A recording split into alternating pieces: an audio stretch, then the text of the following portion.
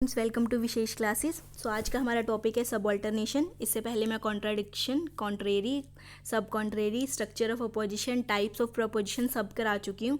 और इनके पे जो हमारी बस नेक्स्ट वीडियो होगी वो लास्ट होगी, जो होगी प्रीवियस ईयर क्वेश्चन जो भी स्केयर ऑफ अपोजिशन पे आए हैं अभी तक, और जितने भी टॉपिक मैंने कवर किए हैं उन पे ही होंगे सब। ठीक है, तो अभी जो लास्ट हमारी अपोजिशन रहती है वो सब ऑल्टरनेशन रहती है डिस्कस करनी। इससे पहले अगर आपने वो वाली वीडियोस नहीं देखी हैं तो उनको ज़रूर देखिए। मैंने लिंक्स सभी डिस्क्रिप्शन में डाल दिए हैं, तो वहाँ से आप उनको ईजिली एक्सेस कर सकते हैं। तो हम शुरू करते हैं कि क्या है इसकी डेफिनेशन, क्या है सब ऑल्टरनेशन की, कि वो क्या कह रहा है कि जब सेम सब्जेक्ट और सेम प्रेडिकेट होता है और क्या करती हैं प्रोपोजिशन, क्वालिटी में एग्री करती हैं पर क्वांटिटी में एग्री नहीं करती। इसका क्या मतलब है, ये क्या कहना चाह रहा है? देखो, क्वालिटी क्वांटिटी वैसे मैं सभी ये टर्म्स एक्सप्लेन कर चुकी हूँ, पर इसमें क्वालिटी का मतलब क्या है कि उसकी प्रोपोजिशन की क्वालिटी क्या है, कि वो पॉजिटिव है कि नेगेटिव है। और क्वांटिटी मीन्स क्या है कि वो यूनिवर्सल है या पर्टिकुलर। अगर आपने वो डायग्राम अच्छे से देखा होगा तो आपको पता होगा ये दोनों चीज़ें क्या हैं, यूनिवर्सल्स हैं, और जो हमारे पास ये हैं ये क्या है, पर्टिकुलर्स हैं। तो यहाँ से आपको इजीली क्लियर हो गया होगा कि मैं क्या कह रही हूँ, कि जो रिलेशन होगा यूनिवर्सल्स और पर्टिकुलर्स के बीच में, वही रिलेशन क्या होगा, सब ऑल्टरनेशन। आई होप ये पॉइंट आपको क्लियर हुआ होगा कि क्या, कि उनकी क्वांटिटी तो अलग होगी पर क्वालिटी क्या होगी, सेम। मीन्स ये भी अफर्मेटिव होता है हमारे पास, ये भी अफर्मेटिव, ये नेगेटिव होता है, ये भी नेगेटिव, तो उनकी क्वालिटी सेम है, पर ये क्या होता है, यूनिवर्सल, और ये क्या होता है, पर्टिकुलर। ये होता है हमारे पास यूनिवर्सल और ये क्या होता है हमारे पास, पर्टिकुलर, सेम। ये तो ये हमारे पास दोनों यूनिवर्सल होते हैं, ये दोनों हमारे पास पर्टिकुलर होते हैं, और इन दोनों के बीच का जो रिलेशन होता है वो क्या होता है, सब ऑल्टरनेशन।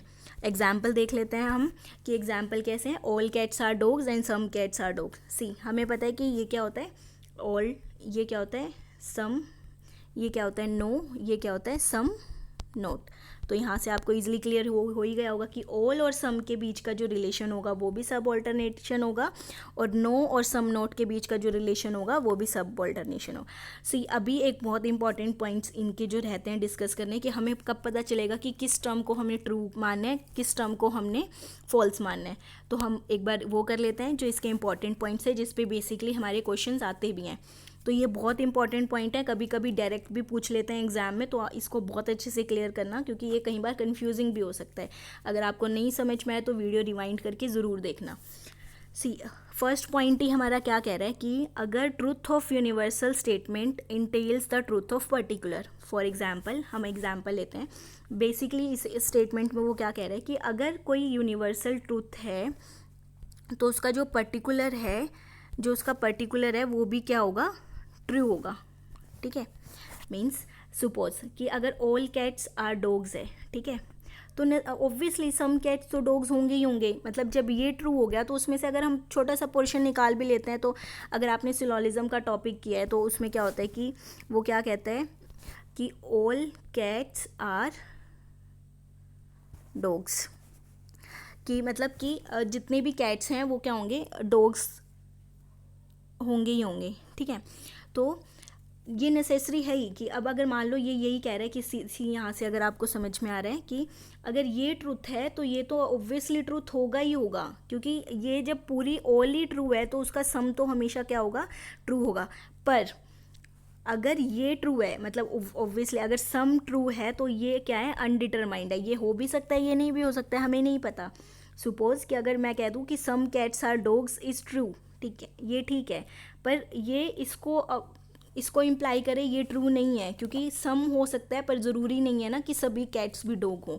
आई होप ये पॉइंट आपको क्लियर हुआ होगा फर्स्ट, कि वो क्या कह रहा है कि अगर सिर्फ यूनिवर्सल से ही हम क्या जाते हैं पर्टिकुलर्स की तरफ, but vice versa is not true.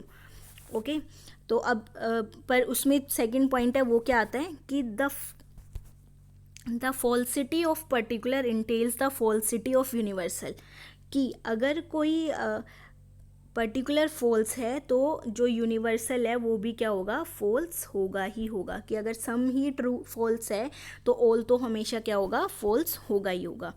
पर वाइस वर्सा फिर से, कि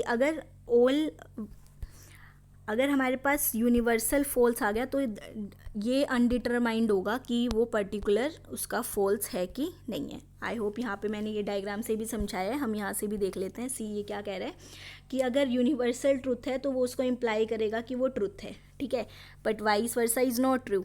सी यहाँ कि अगर वो ट्रुथ है तो वो ये क्या होगा, अनडिटरमाइंड होगा यहाँ पर। अब अगर ये फॉल्स है तो अगर पर्टिकुलर फॉल्स है तो उसकी फॉल्सिटी क्या होगी, यूनिवर्सल में भी क्या होगा, फॉल्स। पर vice versa is not true कि अगर यूनिवर्सल में फॉल्स है तो ये ज़रूरी नहीं है कि वो पर्टिकुलर में फॉल्स होगा, वो क्या होगा, अनडिटरमाइंड। आई होप ये पॉइंट्स आपको क्लियर हुए होंगे। अगर आपको नहीं हुए हैं तो आप प्लीज़ वीडियो रिवाइंड करके देखिए। अगर कोई डाउट है तो मुझे कमेंट बॉक्स में बताइए, पर इसको अच्छे से क्लियर करना, तभी आप आगे क्वेश्चन भी इसके सॉल्व कर पाओगे। तो एक हम प्रीवियस ईयर क्वेश्चन देखते हैं जो अभी दिसंबर 2018 में आया था कि क्या है, among the following identify the two statement which are in such relation that truth of one implies the truth of other but not conversely. देखो पहले तो स्टेटमेंट ही समझो कि वो स्टेटमेंट क्या कह रहा है कि इन स्टेटमेंट्स में से हमें इन स्टेटमेंट्स में से दो ऐसी स्टेटमेंट्स बतानी है जिसमें क्या हो कि ट्रुथ उसके ट्रुथ को क्या करे, इम्प्लाई करे, बट कन्वर्सली नहीं।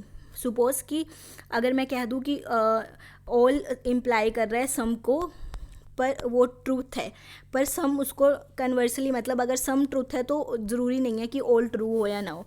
तो अभी हमने यही रिलेशन हमने सब ऑल्टरनेशन में पढ़ा है। तो आई होप यहाँ से आपको क्लियर हुआ होगा और आपको आंसर भी मेरे ख्याल से पता लग गया होगा। फिर भी आप 5 से 10 सेकेंड लीजिए, इसको समझिए और मुझे कमेंट बॉक्स में बताइए। अभी मैं कराऊंगी सॉल्व, पर अगर आप अब पहले ही अगर आप कमेंट बॉक्स में बताते हैं तो अच्छा होगा। मैं आपको 10 सेकेंड्स का टाइम देती हूँ, आप कीजिए।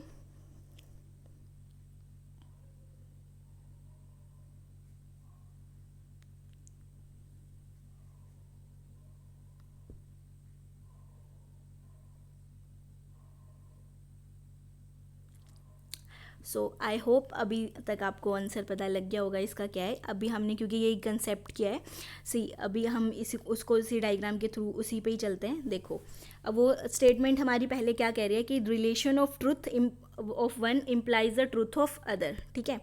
ये क्या कह रहा है कि जो ट्रुथ होगा वो दूसरे के ट्रुथ को इम्प्लाई करेगा, बट वो कन्वर्सली नहीं। कि अगर यहाँ पे यूनिवर्सल है तो वो पर्टिकुलर को इम्प्लाई कर रहा है, पर पर्टिकुलर अगर ट्रुथ है तो वो यूनिवर्सल को अप्लाई नहीं कर रहा। That is undetermined, that is doubtful. तो ऑब्वियसली जो यहाँ पे आंसर होगा वो क्या होगा, हमारे पास some plastic are not synthetic and no plastic are synthetic भी हो सकता था, थर्ड एंड फोर्थ, पर वो ऑप्शन में नहीं है। तो हमारे पास जो अभी आंसर है वो क्या है, all plastic are synthetic and some plastic are synthetic, that is A. Option A is the correct, 1 and 2। I hope सब ऑल्टरनेशन आपको अच्छे से क्लियर हुआ होगा। अगर फिर भी कोई डाउट है तो मुझे प्लीज़ कमेंट बॉक्स में बताएं और do share and subscribe our channel and stay tune with us. Thank you.